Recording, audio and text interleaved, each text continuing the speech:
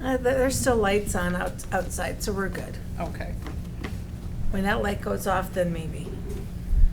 All right, now we'll switch packets. Good to go. We're good to go on the camera? Okay, thank you. You are welcome, Madam Mayor. Right, everyone else good? Okay. Jacob?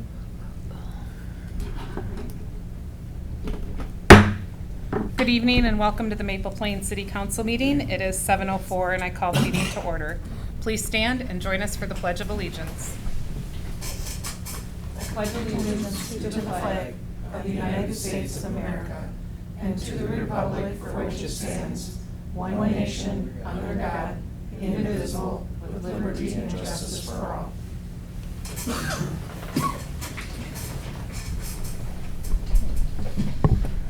With that, I am looking for a motion to adopt this evening's agenda.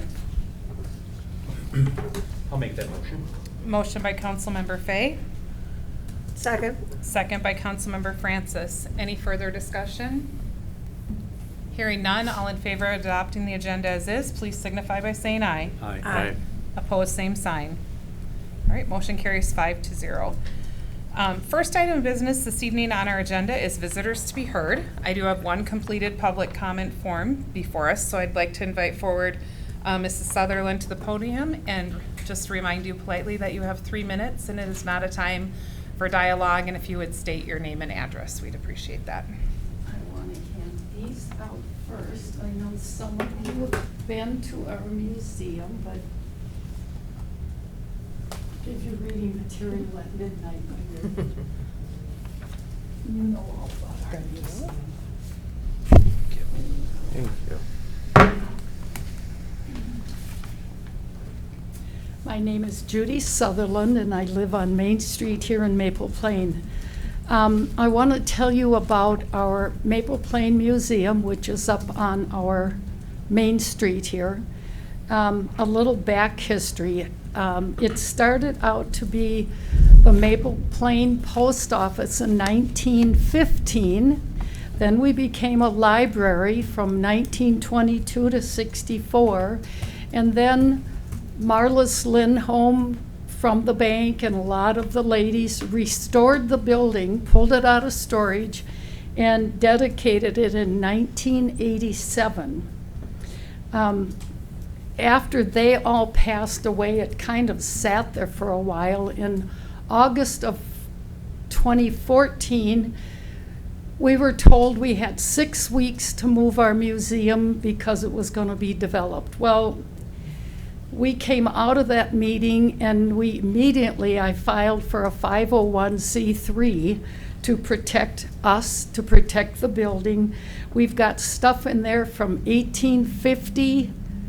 It's in a lot of independents. I did go out and talk to independents last week. They need to talk to Mark to find out what they legally can do. So anyway, I did tell them we'd like some help.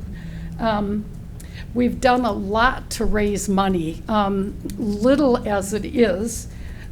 We do memberships, and we've got 45 members. I put together a cookbook from all the local ladies, so we've got a neat cookbook. We do engraving of bricks, and we do a big brick and a medium brick. They do for memoriams for the family, or just Herculif just did it with their Herculif name and address. And last year we had a raffle, so we raffled off a quilt. This year, because of all the ash borer, we're raffling off an amber maple, amber blaze maple. So we're raffling that off. We do the ice cream social, and you know, we do need help in raising money because it can't be moved. We've had stubby building moving, look at it, and it's too fragile, so it's got to be rebuilt. So we're looking, and it's not going to be this fall, so if you choose to earmark money this fall, just some, and maybe some next spring, or whatever you can do, I guess we're just asking for help because we're gonna need money to rebuild. And we're doing all we can right now. So, thank you very much. There wasn't any, no questions? No. Okay, thank you very much. Right. Thank you, Mrs. Sutherland, to you and to all of the museum committee for keeping our history together. Having no other visitors to be heard before us this evening, we will continue on with our agenda. First item on our agenda is our consent agenda this evening. That includes our July 22nd business meeting, our July 22nd workshop meeting, our July 22nd special meeting, our August 12th council workshop, and our August 12th budget meeting. I am looking for a motion to approve this evening's consent agenda. I'll make that motion. Motion by Councilmember Fay, I'll second. second by Councilmember Burek. Any further discussion or questions? Hearing none, all in favor of approving the consent agenda, please signify by saying aye. Aye. Opposed, same sign. All right, the motion carries 5-0. The consent agenda is approved. All right, we will move on to accounts payable. If we could go to page 16 on the screen, please. That would be great. For everyone, we will start. There's too much glare. Sorry. We will begin with our accounts payable this evening. We will start with our city bills, and I will turn that over to staff.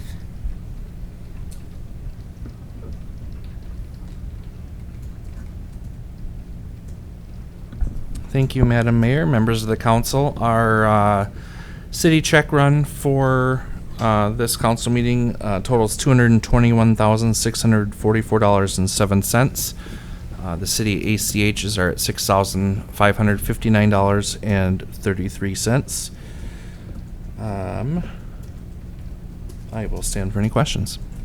Okay, any questions for staff before I look for motions to approve these two batches? We will do them separately. All right, then we will begin with the first one before us this evening. Looking for a motion to approve the city bills check batch, $221,644.07. I'll make that motion. Motion by Councilmember Francis, I'll second that motion. second by Councilmember Burek. Any further discussion or questions? All in favor of approving the city bills check batch, please signify by saying aye. Aye. Opposed, same sign.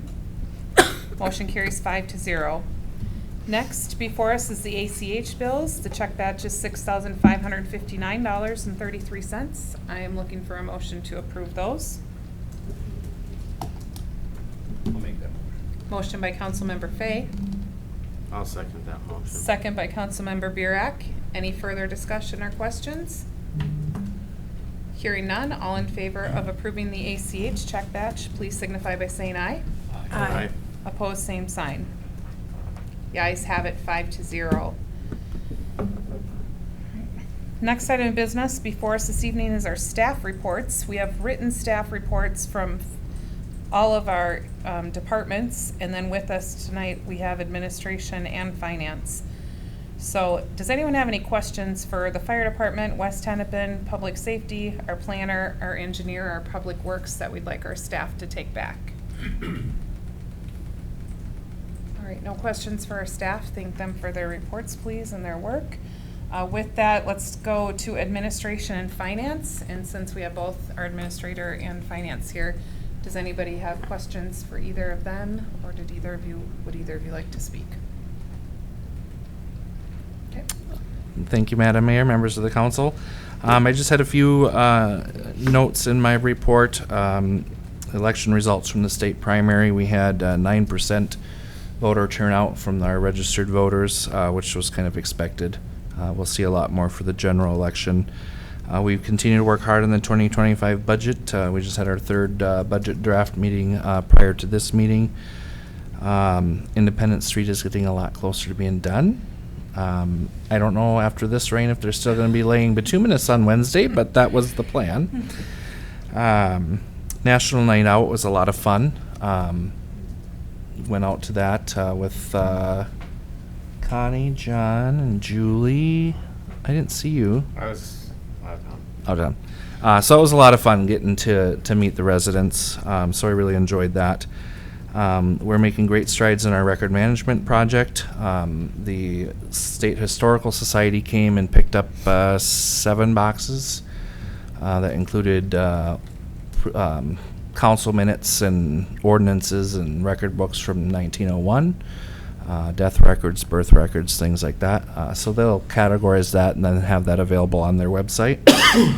And shout out to Assistant Administrator Larson, handled the 2024 primary, his very first election, and did a very, very good job handling that. And thanks to the election judges as well for their time and commitment. That's all that I have. I'll turn it over to Julie to give us the quarter 2 financial report. Yeah, we can run through the second quarter report.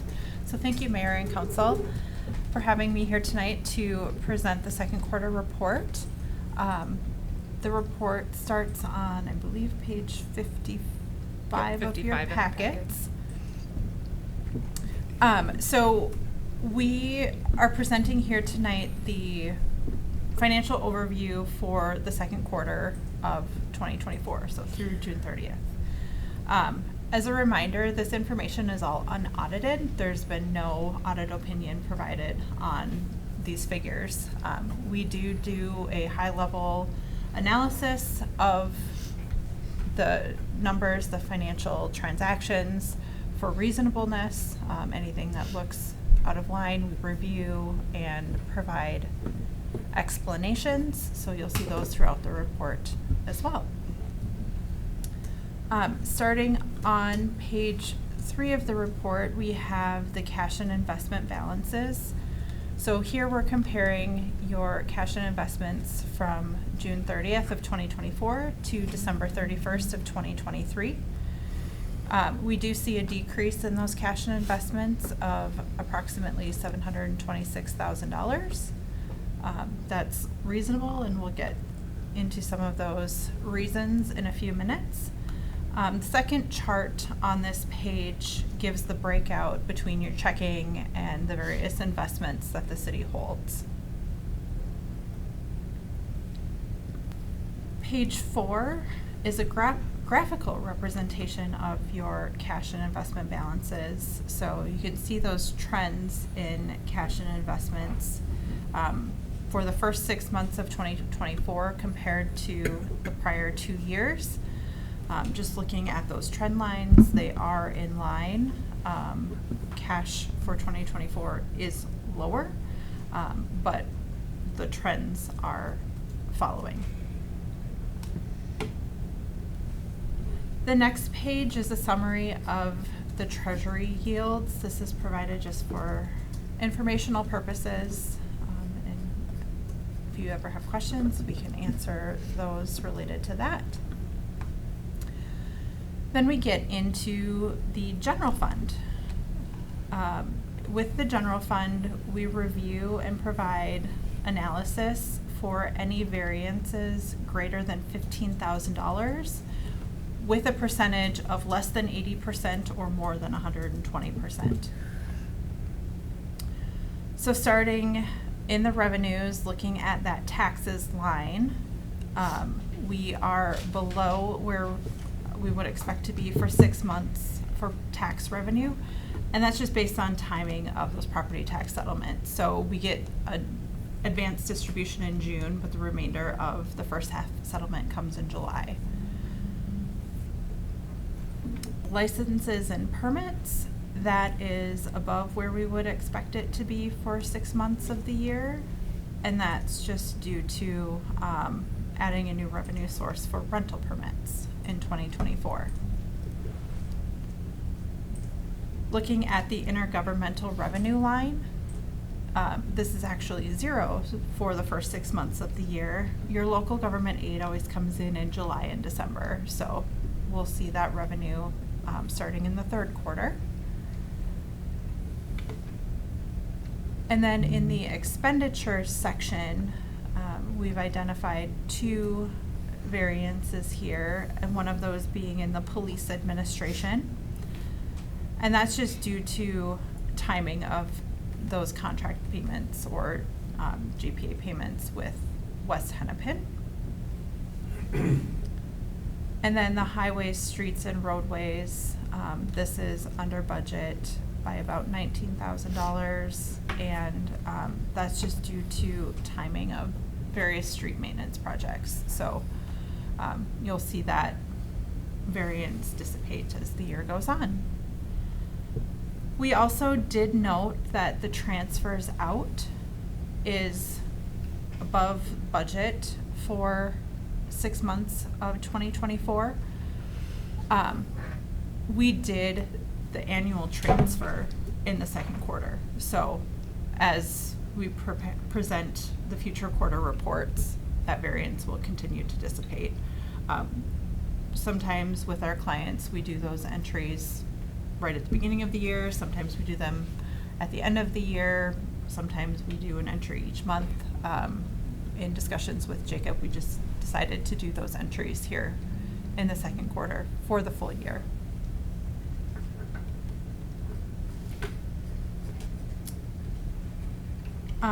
Page 8 of this report is the cash balances by fund.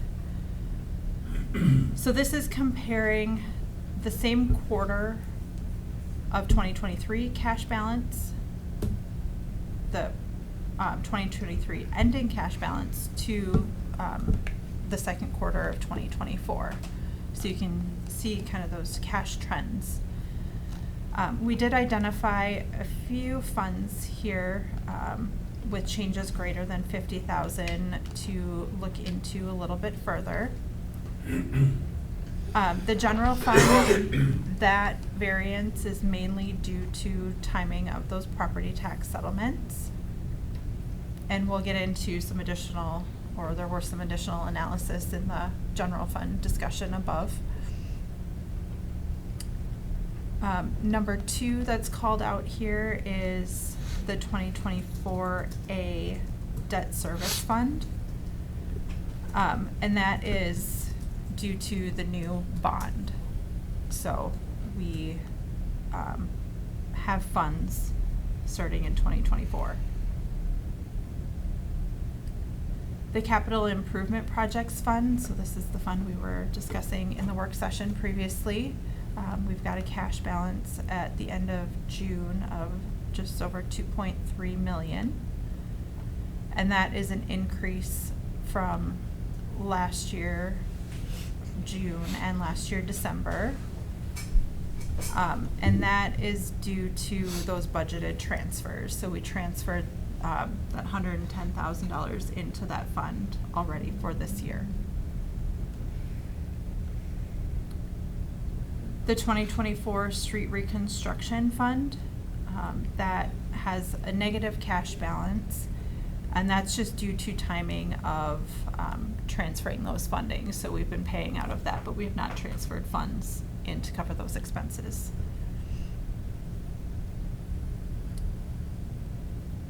And then we have the Stormwater Fund. So there's 2 number 5s. You've got the Stormwater Fund and the Stormwater CIP. Those do get combined for financial reporting, so we look at those together. And that's just, again, due to timing of some of those budgeted transfers that we do in those funds.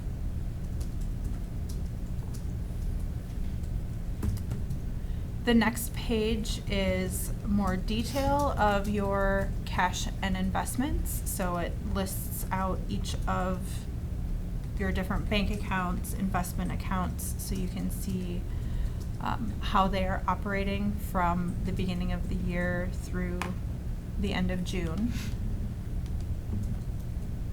And then the next page gives you some graphical information related to that as well. So shows you the maturity timelines of your investments, as well as a pie chart with the breakout of the percentage of each type of investment.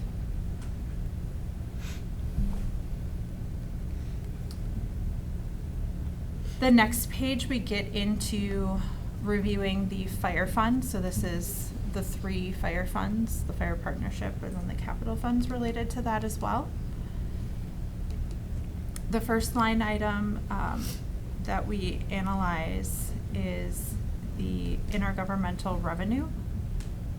This is under where we would expect it to be budgeted for this point in the year, and that's due to timing of the fire state aid, similar to your local government aid that starts coming in the third quarter. And then in the expenditure section, salaries is under where we would expect it to be for half of the year, and that's due to timing of the fire payroll. So we do process fire payroll quarterly, typically in the month following the quarter.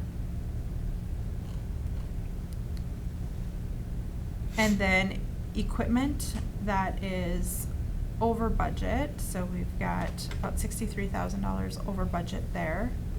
And that's due to the purchase of a Polaris Ranger of about $51,000. And then again, those transfers in and transfers out. So these are interfund transfers between the 801 fund and the 802 fund. We did those transfers already for the full year. So our variance is twice the budget, or half of the budget, I should say. We do also show a graphical representation of the revenues year over year in this fund. So you can see the trends of the fire revenue. Everything looks pretty much in line with the last 2 years. And then moving on to the water fund.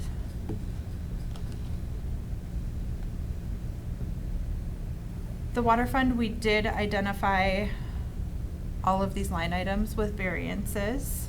So starting with the charges for services, we're under budget from where we should be, or we're comparing to the prior year, year to date. So the same point last year.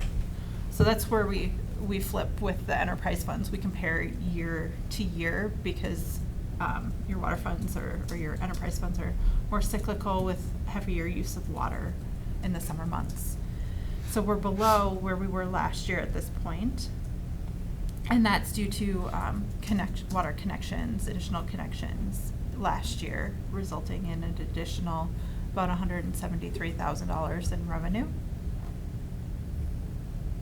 Special assessments are above where they were at this point last year, and that's due to the tax settlement. So a portion of that tax settlement that we did get in June included special assessments that were applied to the water fund.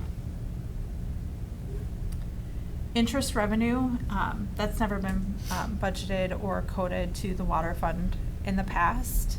So that's something that we've changed. We are distributing that interest revenue to all of the applicable funds in 2024.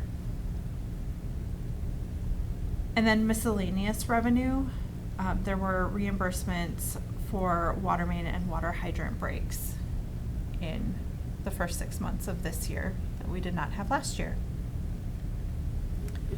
In the expenditures section, we have operating expenses that are higher than they were last year at this point. That is because we are recording depreciation on a monthly basis, where in the past it's been coded just at year end. So as we approach year end, at the end of the year, you should be right in line.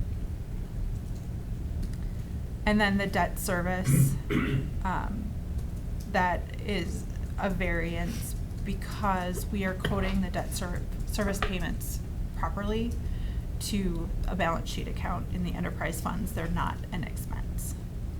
They offset the liability.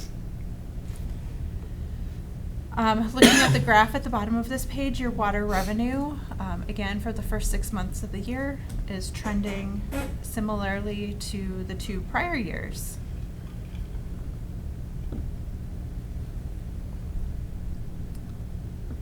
And then looking at the sewer fund.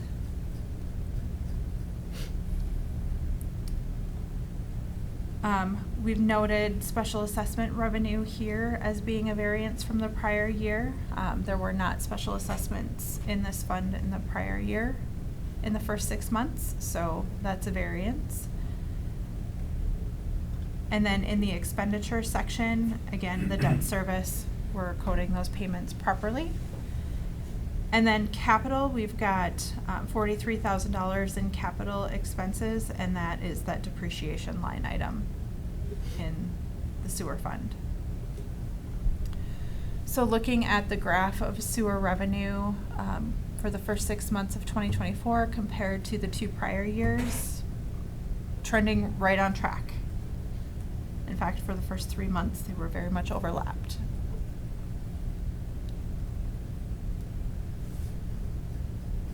And then moving on to the stormwater fund. Nothing to point out here in the revenues. There are some variances, but again, we review any variances over $15,000. So in the expenditure section, that capital line item, that again is depreciation. And then the transfers in and transfers out, we have recorded this year based on the budget, and we coded those for the entire year.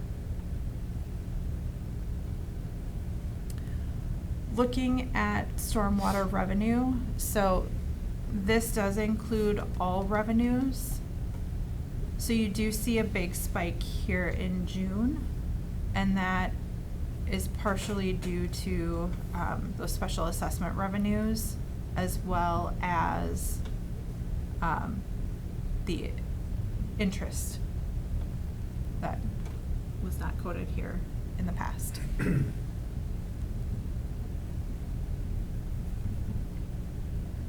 And the remaining report is the detailed revenues and expenditures for all funds, including those that we do summarize in the previous report. And with that, I will take any questions that you have. Right. Anyone have questions for Julie with Abdo?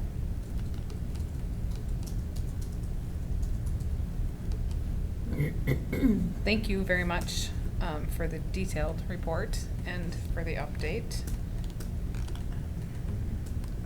No questions? All right. Are these funds sitting in interest-bearing accounts? You moved them all. And does the interest show up just on the revenue line? Yeah. I think so. Yes, so this year, there are more investments with PMA or 4M, the 4M fund, in money markets, CDs, a little bit in government securities and bonds. So those do all earn interest on a monthly basis, so. But does the interest go back into the individual funds? I believe the interest in most of them just gets reinvested in the money market on a monthly basis. So it will continue, the interest gets reinvested and then we'll continue to earn interest. But we do record that as interest revenue and then we allocate it out to the applicable funds.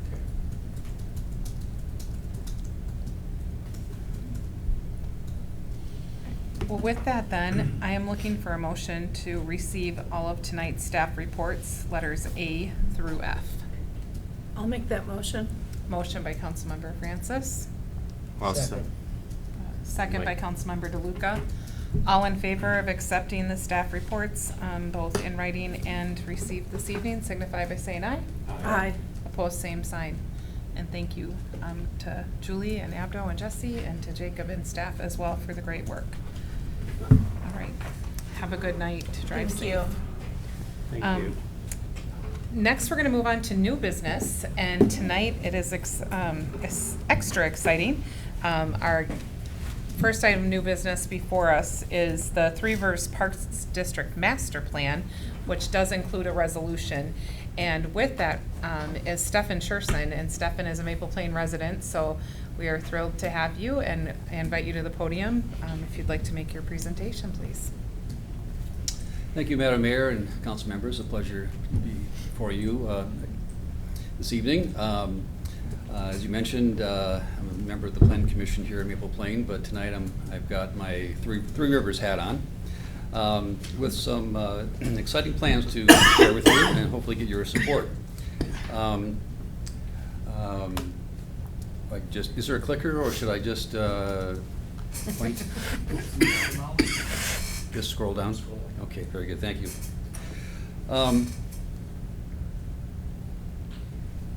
Very good. Excuse me if I look over my shoulder at the presentation on the screen here once in a while, but yeah, before you is the, in your packet is our long-range plan. We're calling them long-range plans now because that's really what they are. Kind of like your city comp plan. It's a long-range view and vision for the park, not only for recreation but also for natural resources and so forth. With Baker Park being a fairly established park and working pretty well, the goal of this long-range plan was more to really build off of what's currently there and try to enhance it and make sure it's more relevant for the future moving forward, rather than sort of a reinvention of the park. We're not looking to, start from scratch here, so to speak. A little bit on the park history. Back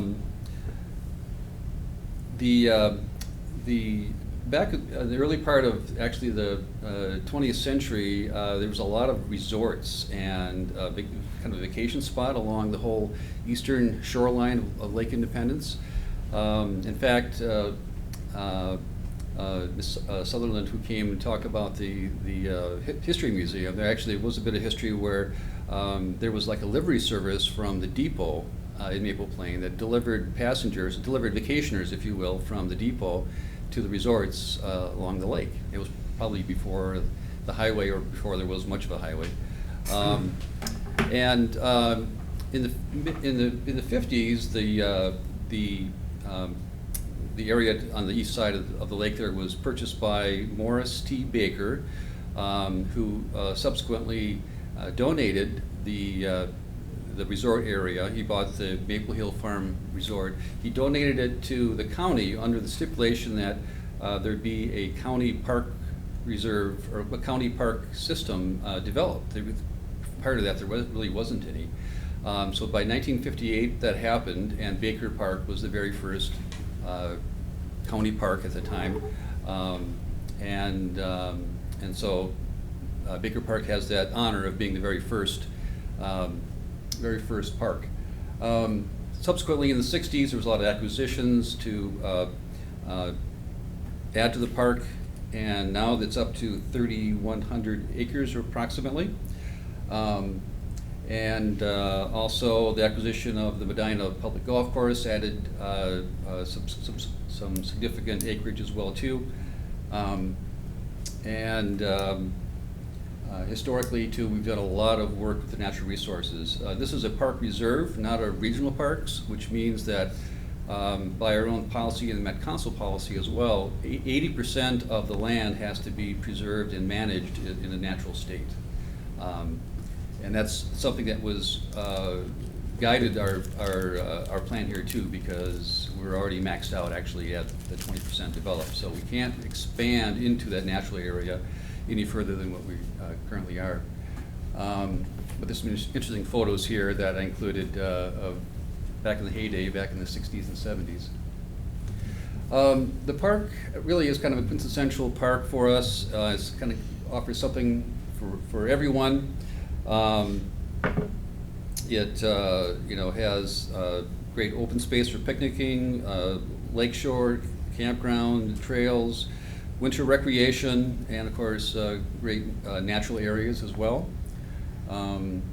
So in terms of the long-range planning work, it started quite a while ago, actually. Back in 2018, to be exact. We had largely finished the draft plan by the time COVID hit, and COVID put everything kind of on pause as we had Park District had other priorities, and things were delayed quite a bit. We kind of re-kicked it off again in 2022 with some more limited engagement, just to kind of reaffirm some of the development ideas that were presented. But back in 2018, we did quite an extensive public engagement. Came to the Maple Plain party in the park back then, and a number of other targeted groups that we met with, as well as the staff, Maple Plain staff at the time. And what we heard is that people love the park. People have been coming there for generations and are bringing their kids back to the park. People really had a high amount of satisfaction with the park and the maintenance and so forth. So people kind of had a hard time coming up with new ideas to improve. But some of those highlights that we did hear about were bringing in more nature-based programming into the park, into the campground in particular. There's improvements that I'll describe in the subsequent slides here to the campground and the recreation area, and some safety improvements. People wanted to see more enhancement of some of the winter recreation that we offer, as well as expansion of additional programming and facilities at the Baker Outdoor Learning Center. So to highlight some of those capital improvements that are highlighted in the plan, I'll start with kind of what I'll call more of the general park, general larger park area. Up in the north end at Spursum Lake, we're looking at adding a fishing pier to that area, and also improvements to the parking lot, including paving the parking lot, adding a vault latrine as well too. So really kind of bringing that area up to a higher quality. In the Marshview Group Camp, which is off of 24, we're looking at adding actually flush toilets. We have some parking lot improvements there, including some ADA improvements that are needed. And also taking a look at expansion of the parking lot off of 24. Really found in the last, really since COVID, that a lot of people sort of discovered that little parking lot and enjoyed the trails that venture off from that location. And the parking lot is often full. Perhaps you've seen some cars out on 24 at times during busy times, especially in the fall. So we're looking at improvements there to that parking lot. I mentioned some additional expansion of programming and facilities at the Outdoor Learning Center.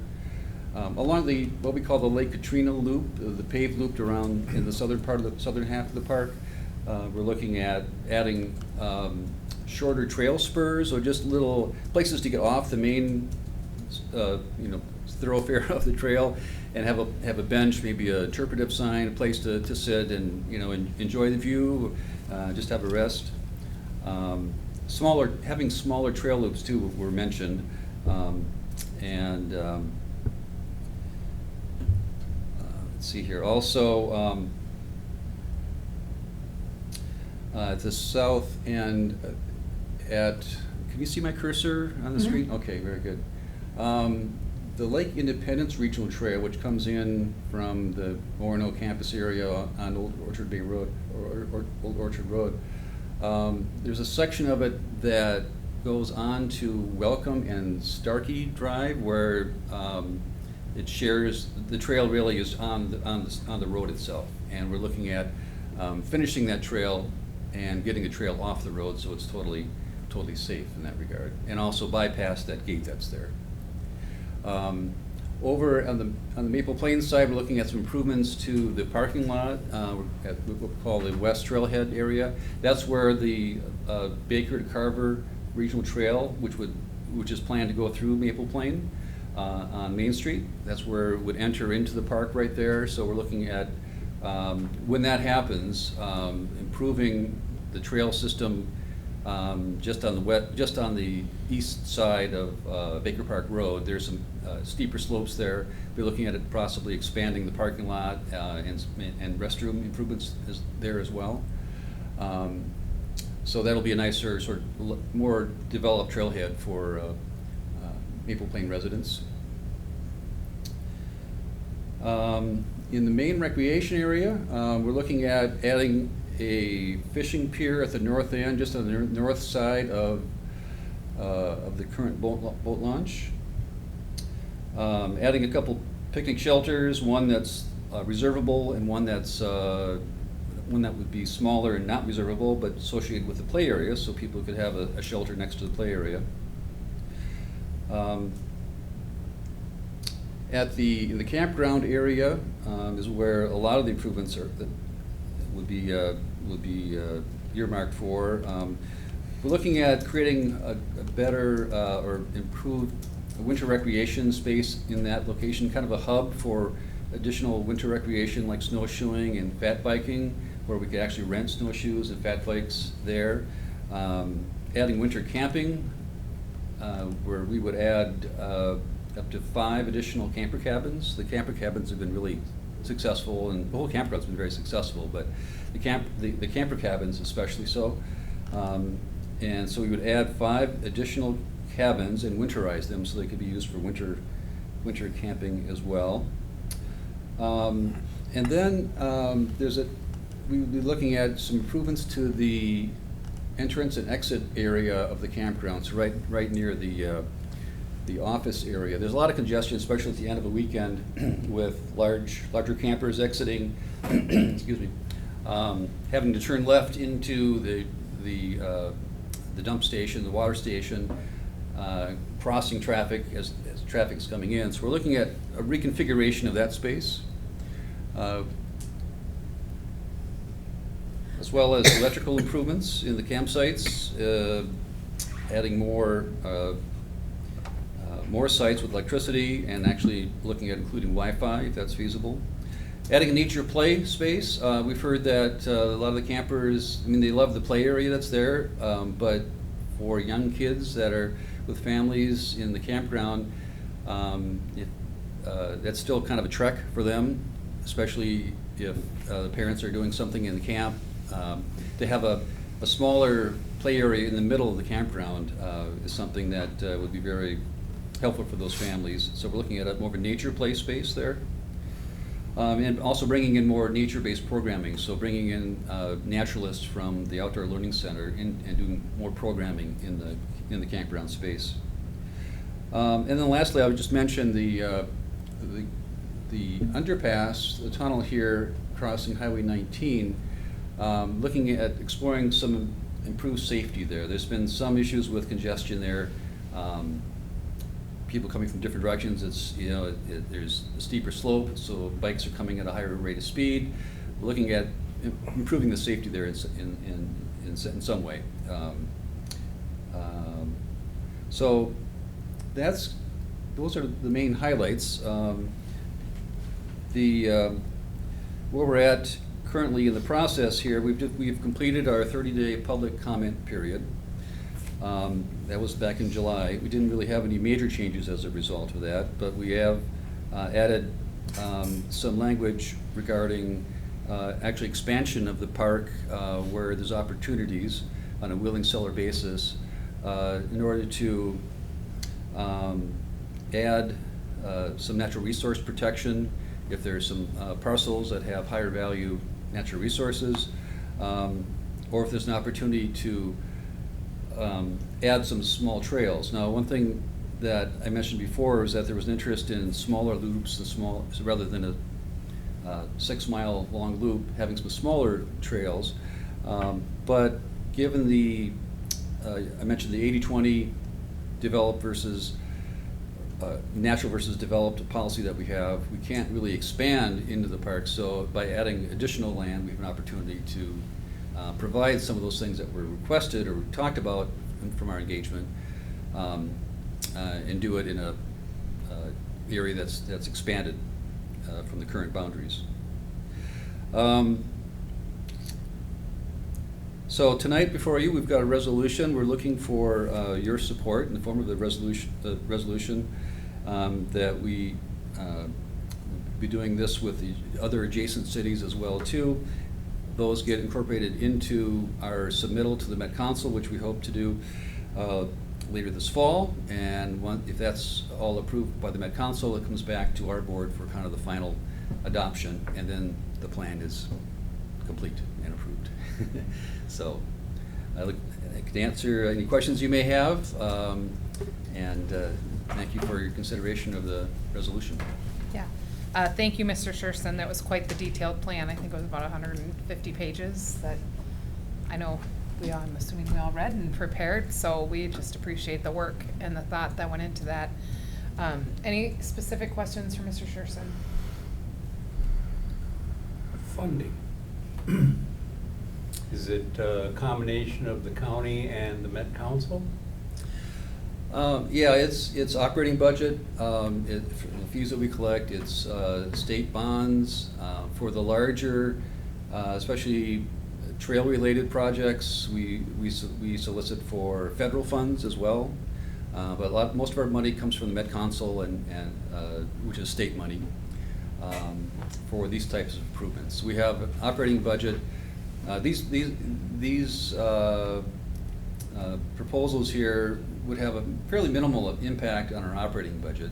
So we're not looking at any kind of increase in fees or anything like that for things that we do charge for. But most of the improvements are through the Met Council. And by having them in the plan, then they're eligible. We can go back to Met Council and say, this is part of our plan, and we can solicit money from the Met Council. Well, you finished your talk on land acquisition, and I read that there was a proposed $7 million land acquisition of 35 acres to add to the park. Is that, where's that money coming from? Let me clarify that. The 7.8 million actually was, if we have several, there's like 13 parcels, mainly along Highway 6, that are in holdings. That's technically part of the park, but we would be purchasing those when the sellers want to sell. And the funding for that is a different pot of money from the Met Council, right? And they provide, I think it's 75% actually of the funding, so they help us out a lot. And the 25% comes from Three Rivers.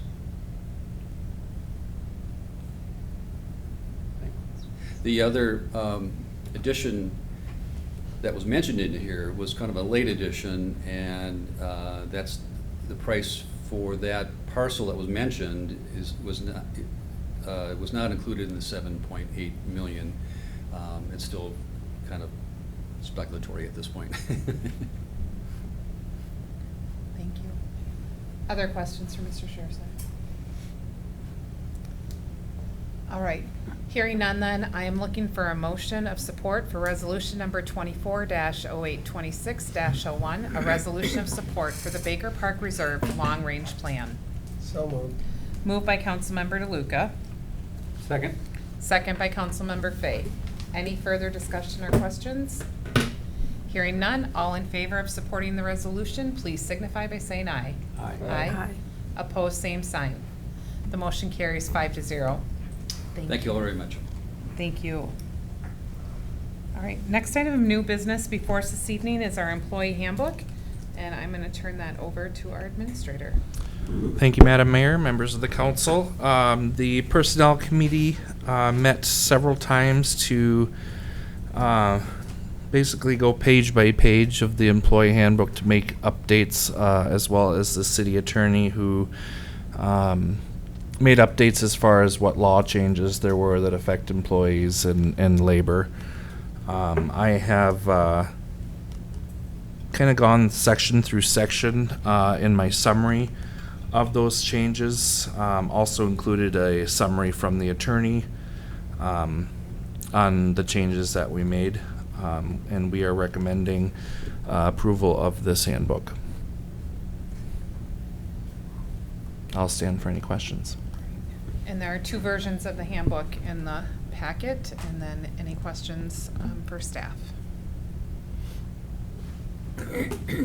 You clarified hours on full-time, part-time, and I've read the part-time employee classification, and I'm a little confused because even though you stipulate that part-time employees are not eligible for benefits, I was under the impression that at 31 or 32 hours in a given week, you are automatically entitled to benefits. What page are you looking at, Councilmember Fay? Of the packet, that would be 336.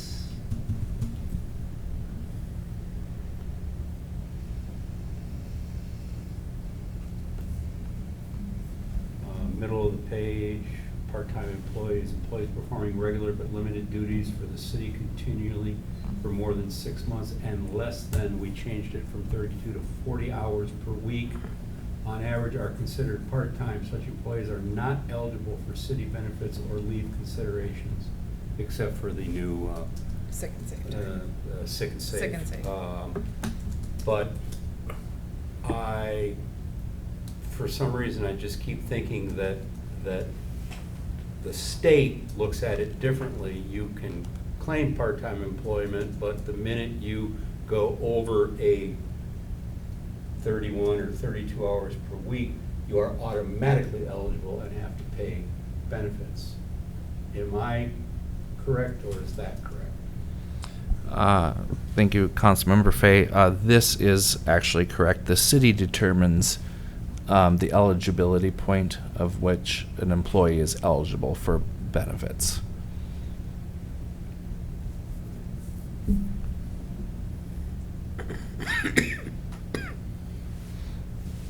I think you're referring to, and I'm gonna refer to Councilmember DeLuca on this because I know he's mentioned it before, and I can't quite remember, but it was the Department of Labor standard of some kind of hours.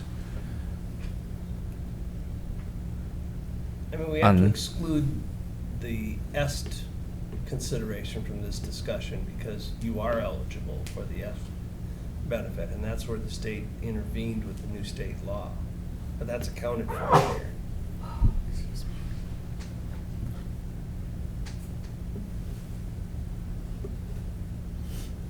Okay,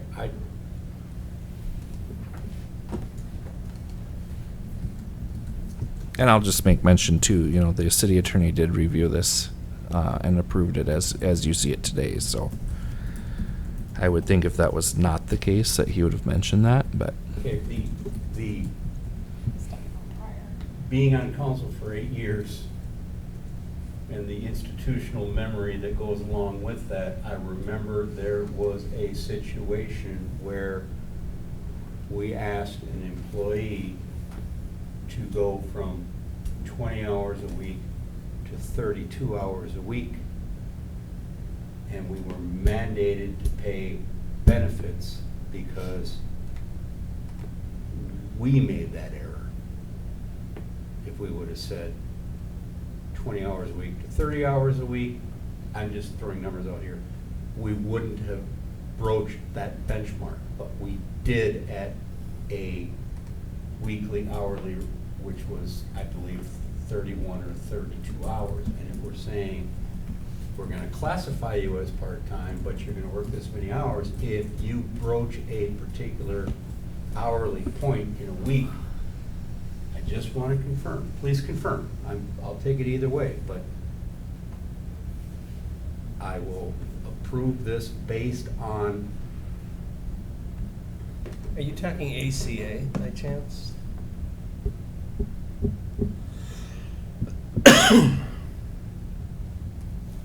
ACA.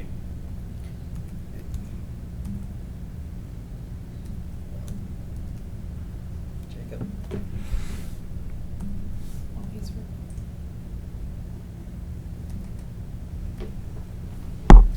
I have to look that up When because I'm I don't know off the talking top of my benefits, head. I'm talking Medical health benefits? medical benefits, health benefits, et cetera, et cetera.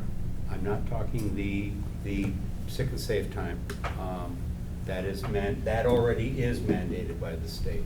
I'm talking, we had a part-time employee, Yeah. you were here, I recall the situation. Mr. DeLuca And- was here, Yes. and then at that point, we had said, well, hold on, if we're paying health, Then we medical want and 40 dental hours a week. benefits, then you're not gonna work 32 hours a week, you're gonna work 40 hours a week. Kicking and screaming, but then we went to 40 hours per week. So I don't know if I just wanna make sure that by putting it in the manual, that the state or the federal government or whoever is responsible for it isn't going to override and supersede what we put on paper. Because This is for employees with only 50 or more though, Jacob.